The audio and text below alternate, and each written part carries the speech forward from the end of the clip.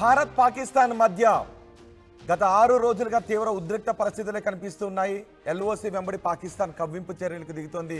పాకిస్తాన్ సైన్యం జరుపుతున్న కాల్పులకు భారత సైన్యం ధీటైన జవాబు చెప్తోంది. ఎల్ఓసి దగ్గర పరిస్థితులు చాలా ఉద్రిక్తంగా ఉన్నాయి.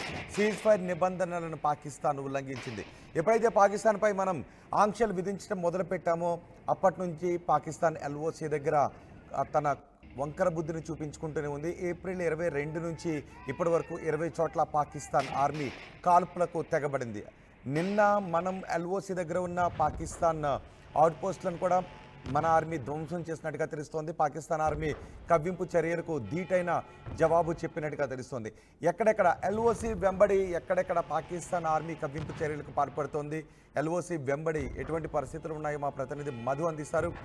మధు, కశ్మీర్ అటాక్ తర్వాత భారత్ తీసుకుంటున్న చర్యలతో పాకిస్తాన్ అయోమయంలో పడి ఎల్ఓసి వెంబడి కాల్పుల విరమణ ఒప్పందానికి తూట్లు పొడుస్తుంది. ఆ రోజు నుంచి కవ్వింపు చర్యలకు పాల్పడుతుంది. ఇప్పుడు ఎల్ఓసి వెంబడి పరిస్థితులు ఎలా ఉన్నాయి? ఎక్కడెక్కడ కాల్పులకు తెగబడుతుంది?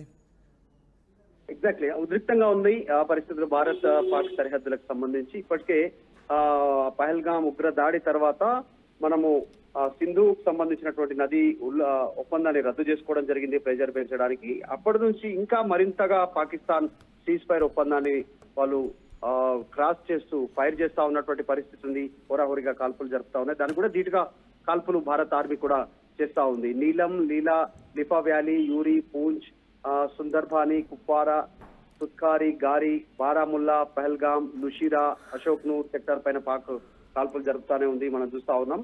26 మంది టూరిస్టుల ప్రాణాలు తీసిన తర్వాత నుంచి ఇంకా భారత్ ప్రెజర్ పెంచే ప్రయత్నం చేస్తా ఉంది. ఈ ఉద్రిక్త పరిస్థితుల నేపథ్యంలో మళ్ళీ ఒకవైపు సాగబేరానికి వస్తూనే పాకిస్తాన్ ఈ రకంగా చర్యలు చేస్తా ఉన్నటువంటి సిచ్యువేషన్ ఉంది. ఒకవైపు మేము యుద్ధానికి సిద్ధంగా లేము, యుద్ధానికి చర్చల ద్వారా పరిష్కరించుకుందామంటూ కొన్ని వ్యాఖ్యలు చేస్తూ మరోవైపు ఏమో కవ్వింపు చర్యలకు పాల్పడతా ఉంది, కాల్పులు చేస్తా ఉన్నటువంటి సిచ్యువేషన్ ఉంది. ఏప్రిల్ 22వ తారీఖు నుంచి లెక్క తీసుకుంటే 20 ప్రాంతాల్లో పాక్ ఆర్మీ కాల్పులు చేస్తా ఉన్నటువంటి సిచ్యువేషన్ ఉంది, రెచ్చగొట్టే విధంగా. దీనికి సంబంధించి భారత ఆర్మీ కూడా ధీటుగానే స్పందిస్తా ఉంది. చూడాలి ఏ క్షణం ఎలాంటి పరిస్థితులు ఉంటాయో. నిన్న కూడా ప్రధాని మోదీ కీలకమైనటువంటి కొన్ని సమావేశాలు నిర్వహించారు. సో జమ్మూలో నిన్న రాత్రి జమ్మూలో కూడా అఖ్నూర్ సెక్టార్, బర్గవాల్ సెక్టార్ లో అంతర్జాతీయ సరిహద్దు వద్ద కూడా పాకిస్తాన్ మళ్లీ కాల్పులు జరిపే ప్రయత్నం చేసింది నిన్న రాత్రి కూడా. సో ఈ అంశాలను చాలా క్షుణ్ణంగా పరిశీలిస్తా ఉంది భారత్ కూడా.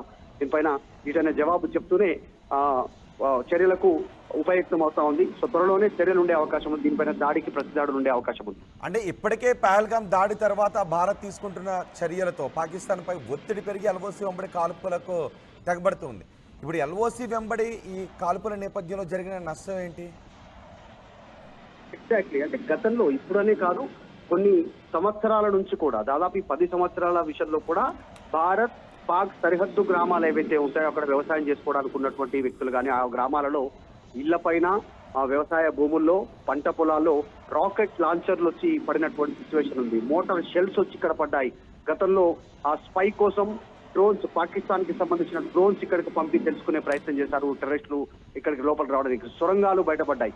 అవన్నీ కాకుండా ఇప్పుడు ఇట్లాంటి ఉద్రిక్త పరిస్థితుల నేపథ్యంలో ఆల్రెడీ ఉగ్రదాడి జరిగిన తర్వాత మళ్లీ కవ్వింపు చర్యలకు పాల్పడుతుండడం వెనకాల ఇది దుశ్చర్య. కావాలనే దాడి చేసేలా, రెచ్చగొట్టేలా ఒక రకమైనటువంటి ప్రొవోకింగ్ కావాలని ప్రొవోకేట్ చేసే ప్రయత్నం చేస్తా ఉన్నారు, కావాలని రెచ్చగొట్టే ప్రయత్నం చేస్తా ఉన్నారు. ఇప్పుడు వాళ్ళు జరిగినటువంటి కాల్పులతో నష్టమేమీ జరగలేదు, కానీ కవ్వింపు చర్యలకు పాల్పడుతా ఉన్నారు. వాళ్ళే ముందుగా కాల్పులు జరపడంతో భారత ఆర్మీ రెస్పాండ్ అవుతున్నటువంటి సిచ్యువేషన్ ఉంది. సో దీనికి తగిన మూల్యం పాకిస్తాన్ ఖచ్చితంగా చెల్లించుకునే సిచ్యువేషన్ ఉంది.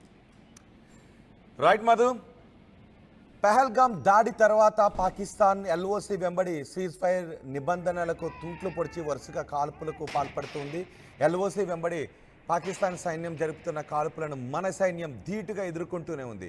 ఇటు పాకిస్తాన్పై ఏ క్షణమైనా ఏదైనా చేయటానికి మన 22వ తారీఖున జరిగిన పహల్గాం దాడికి ప్రతీకారం తీర్చుకోవడానికి త్రివిధ దళాలు కూడా సిద్ధమవుతున్నాయి.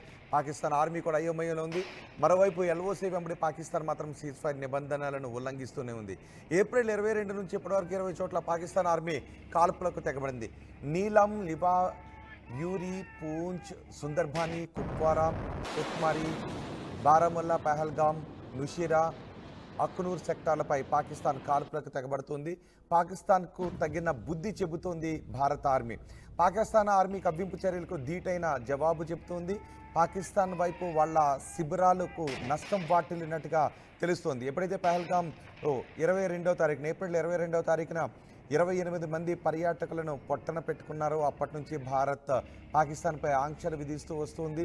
ఈ ఆంక్షలతో పాకిస్తాన్ అబద్ధాలు చెప్తుంది, ప్రపంచ వేదికలపైన అబద్ధాలు చెప్తుంది.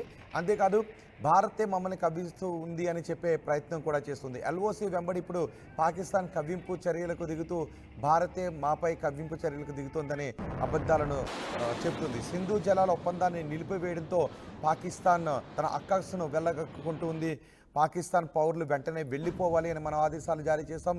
సింధు నదీ జలాల ఒప్పందాన్ని వెంటనే మనం నిలిపివేయడంతో ఇప్పుడు పాకిస్తాన్కి ఏం చేయాలో అర్థం కాక ఈ ఎల్ఓసి వెంబడి కాల్పుల విరమణకు తూట్లు పొడిచి కాల్పులకు తెగబడుతుంది. అంతేకాదు సరిహద్దుల్లోకి భారీగా యుద్ధ ట్యాంకర్లను కూడా పంపిస్తుంది. అయినా ఎల్ఓసి వెంబడి భారత సైన్యం ఈ దాడులను తిప్పికొడుతూనే ఉంది.